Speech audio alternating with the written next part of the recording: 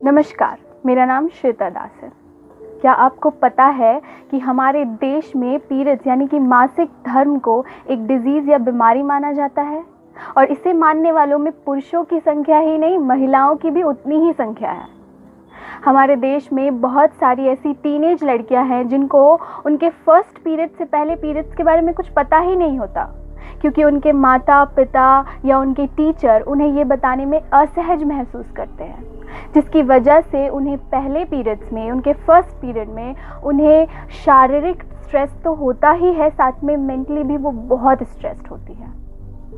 हमारे देश में बहुत सारी ऐसी महिलाएं और लड़कियां हैं जिनको पीरियड्स के दौरान उचित रिसोर्स, हाइजीन और सपोर्ट नहीं मिलता, जिसकी वजह से वो पुराने कपड़े का इस्तेमाल करती हैं, सूखे पत्तों का इस्तेमाल करती हैं। हाँ जी, सूखे पत्ते, जिसके बारे में आप और मैं सोच भी नहीं सकते, क्योंकि हमारे लिए सैनिटरी पैड बहुत ही ईजिली अवेलेबल है।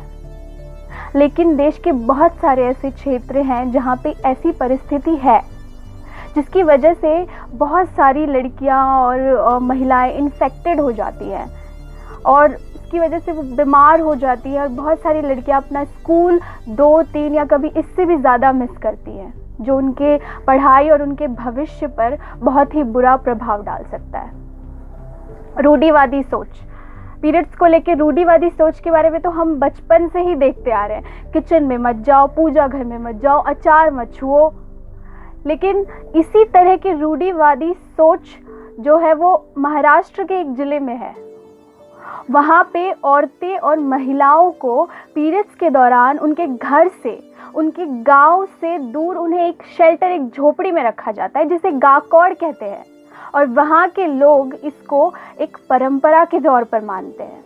इस गाकौड़ की वजह से बहुत सारी औरतों की जान जा चुकी है, क्योंकि वो इतना अनकंफर्टेबल होता है, मिट्टी का होता है, उसमें एक भी खिड़की नहीं होती, हवा पास के लिए कुछ भी नहीं होता, क्योंकि वो गांव से बाहर है और जंगल के बिल्कुल एज पर है। तो बहुत सांप, कीड़े वगैरह आते रहते हैं, काटते रहते हैं, जिसकी वजह से उन्हें बहुत सारी प्रॉब्लम्स का सामना करना पड़ता है। और वहाँ के लोगों के लिए तो ये परंपरा है और इस परंपरा की समाप्ति वो कर नहीं सकते।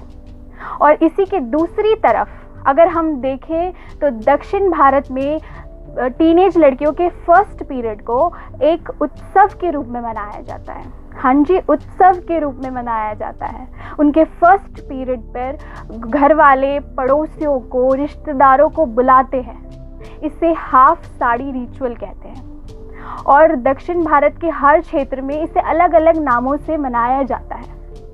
लेकिन वहाँ पे भी दौरान लड़कियों को 10 दिन तक एक कमरे में बंद कर दिया जाता है, उन्हें पुरुषों का सामना नहीं करना पड़ता। लेकिन उसके बावजूद उन पे कोई रूढ़िवादी सोच नहीं थोपी जाती है। उन्हें ये नहीं बताया जाता कि तुम अपवित्र हो, तुम दूर रहो। उनके फर्स्ट पीरियड को एक उत्सव मनाया जाता है। और इस तरह की सोच भारत में हर क्षेत्र में, हर समाज में होनी चाहिए। पीरियड्स एक सामान्य शारीरिक प्रक्रिया है और समाज में इसे सामान्य ही रहना चाहिए।